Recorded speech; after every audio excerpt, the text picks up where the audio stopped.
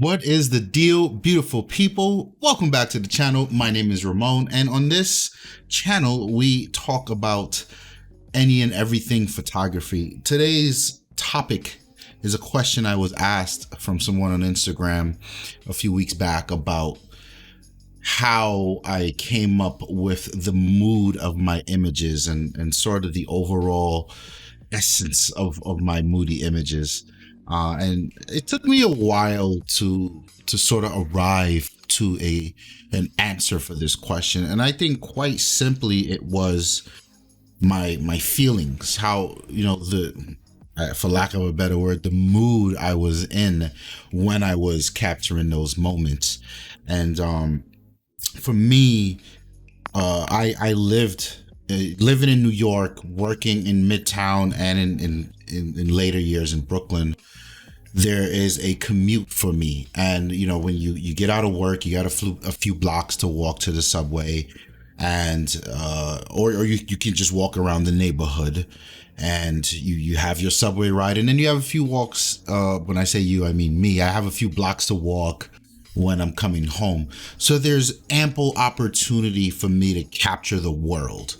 And this is just on my day to day during my work week. So that I was very happy to be able to be in an environment like that. And I think that's a lot of what propelled my experience in photography, was just that endless amounts of potential for subjects around me.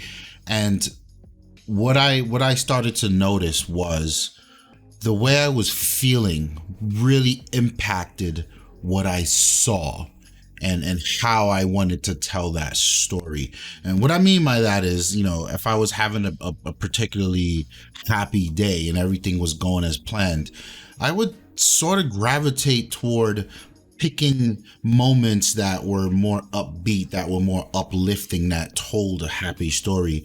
And versus if I got in an argument with someone at work, or I was just getting my ass kicked at work, I would get these more moody, down moments where everything seems sort of sad or bleak. And I feel like this is most definitely a tool in the tool belt. And if you're able to recognize your mood, you should be then able to sort of translate, or have that translate or apply that to the moments you're looking to capture. And it's a very, how to say it, it's a very abstract thing to try to explain to someone who doesn't have a fair bit of experience in photography.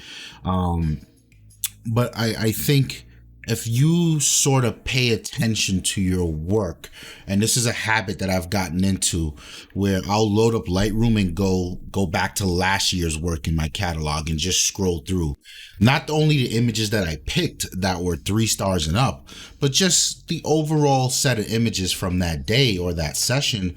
And I would start to really recognize the mood I was in. And I thought it was a dope thing to realize. And then since then, it becomes a dope tool to sort of use.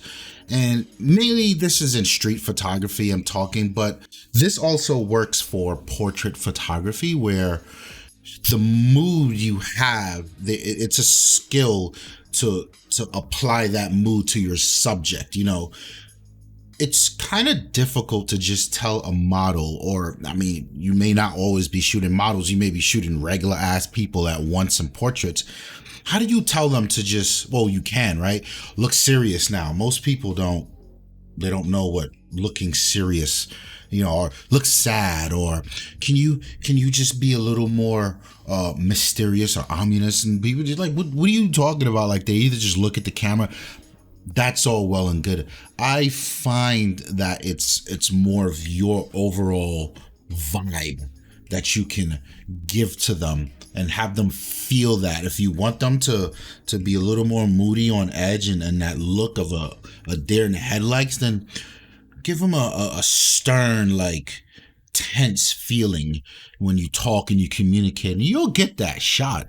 I think it's it's very weird to say, but it works. And of course, you got to communicate to your subject, hey, don't take this personally. we're trying to get these pictures right. But yeah, I think first identifying your mood, and before you even pick up your camera, if you're thinking about doing some work, I think it's important to understand the mental space you're in, the mood you're feeling, the vibe you're giving, and then you can use that to sculpt the images you want, the moments you want to capture, what you want to freeze in time to relay to the viewer. Hope that makes sense. If you like the video, like it. Don't forget to subscribe, because a lot of you who watch the videos don't subscribe. Help me out. Let's see that number climb. My name is Ramon. I'm out of here. Peace.